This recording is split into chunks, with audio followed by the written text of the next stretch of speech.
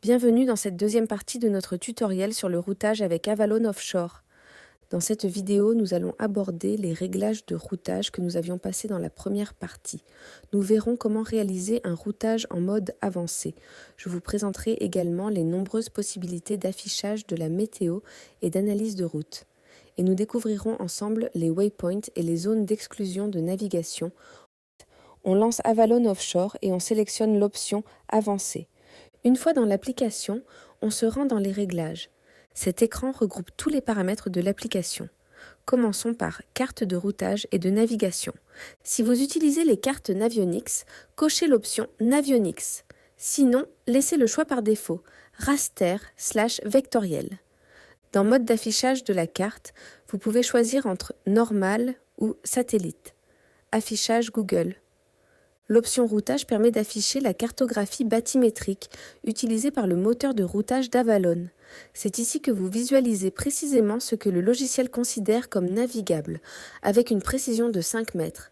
Si vous utilisez encore des cartes raster, vous pouvez régler le niveau d'overzoom. Si vous naviguez avec les cartes vectorielles Avalon, vous avez le choix du style d'affichage. EU pour le style CHOM, français. US pour le style N, O, A, américain. Vous pouvez également définir votre propre zone d'eau peu profonde. Pour le format lat-long, vous choisissez entre l'affichage en degrés minutes secondes ou en degrés minutes décimales. Concernant l'heure, vous pouvez sélectionner l'heure locale, l'heure UTC, ou un fuseau horaire spécifique, particulièrement utile lors des traversées transocéaniques. Je vous recommande de laisser HTTPS activé pour éviter tout problème de connexion sur les Wi-Fi des ports de plaisance. Enfin, vous pouvez choisir le mode d'affichage, clair ou sombre. Nous passons maintenant au réglage de routage. Sur cet écran, vous allez pouvoir configurer plusieurs paramètres essentiels. La vitesse nominale du moteur ainsi que sa consommation. La vitesse de déclenchement du moteur. Nous avons constaté que parfois Avalon proposait de passer en mode moteur alors que nous souhaitions rester à la voile, notamment au pré, car la route semblait plus rapide au moteur. Pour éviter cela, nous avons ajouté un nouveau critère. Ne pas déclencher le moteur si le vent réel, TWS, est supérieur à une valeur que vous définissez. Vous pouvez également définir la zone d'arrivée, la zone de waypoint. Ces zones sont flexibles selon le parcours. Avalon considère que vous êtes arrivé dès que vous entrez dans la zone d'arrivée ou que vous la traversez dans le cas d'une porte. D'autres options sont disponibles comme une limite de vent, une limite de vague. Je ne vous recommande pas de les activer dès le premier calcul.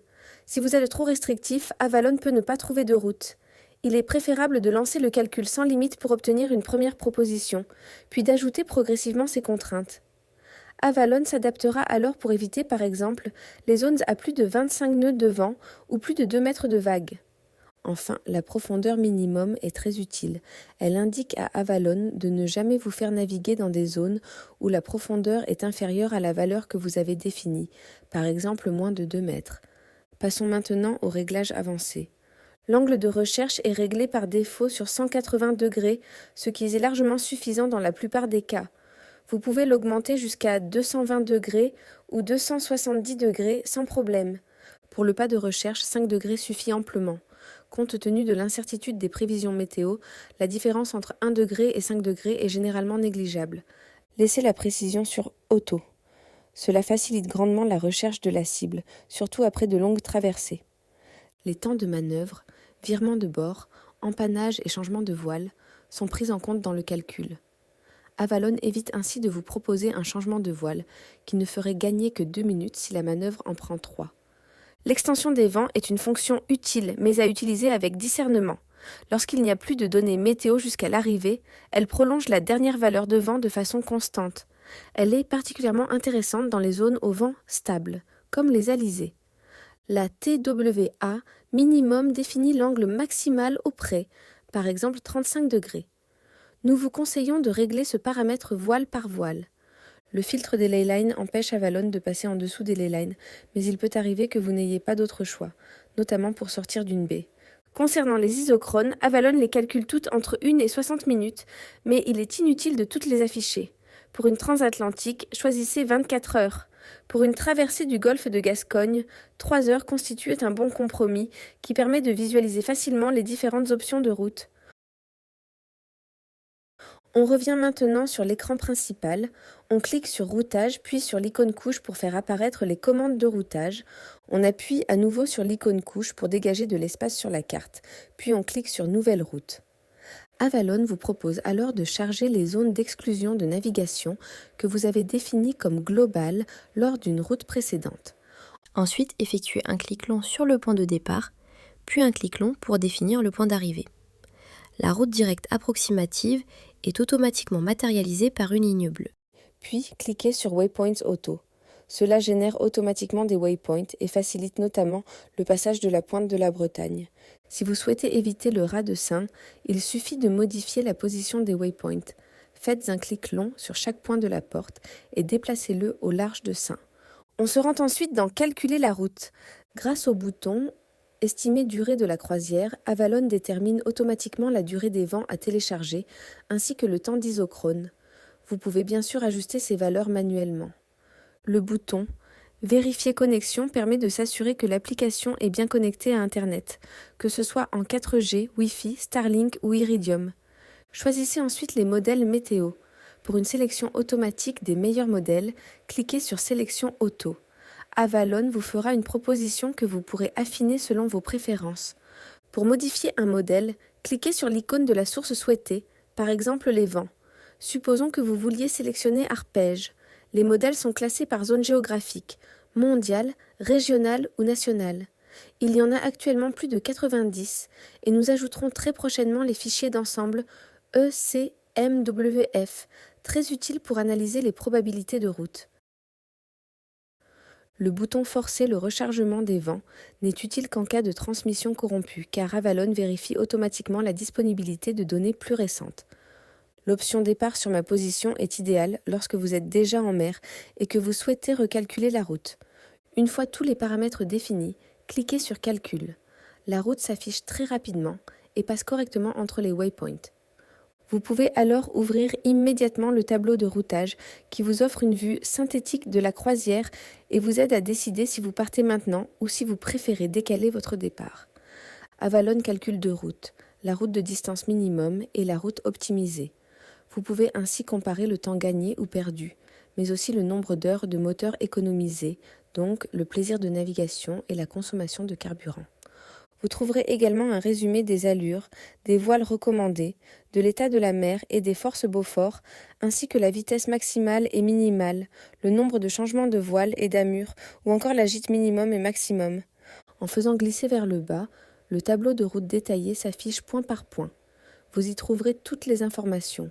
Cap fond, vitesse fond, voile à utiliser, vent réel, rafale, courant, vague, température, pression atmosphérique, pluie et couverture nuageuse. Je peux afficher les informations du bateau à n'importe quel point de la route calculée, soit en cliquant directement sur un point, soit en faisant avancer le bateau avec la barre de déplacement en bas de l'écran. Je peux aussi consulter l'ensemble des informations météo sur n'importe quel point de la carte en déplaçant simplement la croix centrale. Il suffit d'appuyer longuement et de la faire glisser. Le météogramme est particulièrement utile.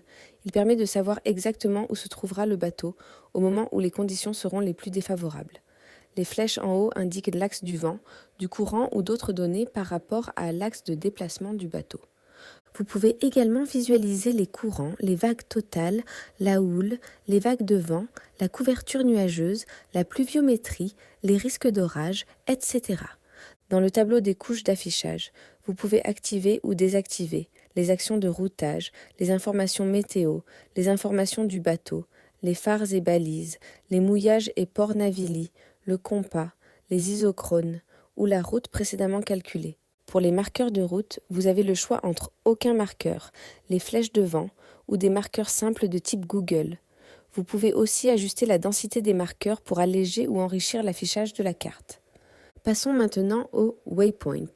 Pour créer un waypoint manuellement, cliquez sur le petit cercle contenant un signe plus situé au milieu de chaque segment de route. Avalon vous propose alors de créer soit un waypoint zone, soit un waypoint port. Une fois créé, vous pouvez définir précisément sa position, latitude/longitude ou en le déplaçant sur la carte, ainsi que la taille du cercle ou de la porte. Pour les cercles, vous pouvez en plus définir une zone d'escale et indiquer sa durée. Vous pouvez également régler entre deux waypoints le temps d'isochrone. Par exemple des isochrones de 10, 20 ou 30 minutes en offshore et d'1 minute dans les zones étroites. Pour déplacer un waypoint, appuyez longuement dessus et glissez-le à l'endroit souhaité. Pour supprimer un waypoint, cliquez sur son numéro puis sur les informations qui s'affichent. Cliquez sur Effacer pour supprimer le waypoint. Passons maintenant aux zones d'exclusion de navigation. Ces zones sont de deux types. Les lignes d'interdiction de franchissement, barrières linéaires. Les quadrilatères d'exclusion, zones surfaciques. Vous pouvez les définir de deux façons.